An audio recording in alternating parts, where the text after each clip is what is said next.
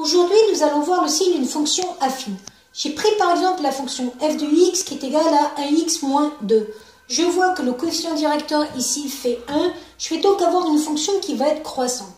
Et l'ordonnée à l'origine ici fait moins 2. Je me place donc à moins 2 au niveau de l'ordonnée à l'origine. Je me décale de 1 sur les x et je monte de 1 qui est le coefficient directeur.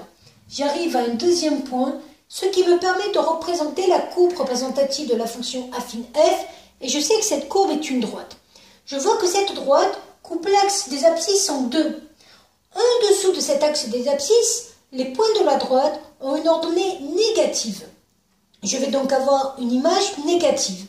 Au-dessus de cet axe des abscisses, je vois que les points de la droite ont une ordonnée positive. Je vais donc avoir une image positive. Je peux représenter ceci avec un tableau de signes. Je vois que 2, c'est la valeur charnière. 2 étant le point en lequel la droite coupe l'axe des abscisses, l'image de 2 vaut 0. En dessous de 2, l'image est négative. Au-dessus de 2, l'image est positive. Je peux retrouver ce résultat par le calcul. Je vais poser f de x égale 0.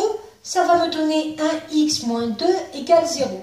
Ce qui va me donner x égale 2, c'est la valeur pour laquelle l'image va faire 0. En l'occurrence, ici, c'est le 2 ici. Je vois que si je résous l'inéquation 1x moins 2 inférieur à 0, j'arrive à 1x inférieur à 2 parce que j'ai fait passer le moins 2 de ce côté-là, soit x inférieur à 2. Je vois que pour les valeurs plus petites que 2, l'image, elle, sera négative, ce que je retrouve dans le tableau. On va faire un autre exemple avec la fonction g. La fonction g a un coefficient directeur, cette fois-ci, petit a, qui est égal à moins 1. Ce petit a est négatif, ça veut dire que la fonction va être décroissante.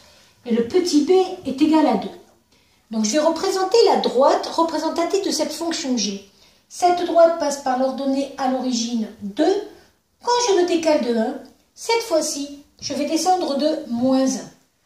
Je descends de moins 1. Je trace ma droite, C de G. Je peux faire exactement la même méthode. La partie de la courbe qui est au-dessus de l'axe des abscisses aura des points dont l'ordonnée sera positive.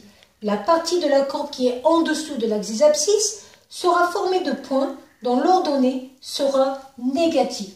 Ce qui va me donner le tableau de signes suivant: x, f de x, moins l'infini, 2, plus l'infini, 0.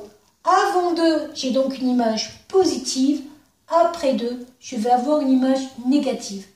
En gros, je remarque quelque chose. C'est que ici, j'avais un signe positif et le A était de signe positif. Ici, j'avais un signe négatif et le A était de signe négatif. Donc, à droite de la valeur qui annule, j'aurai toujours le signe de A.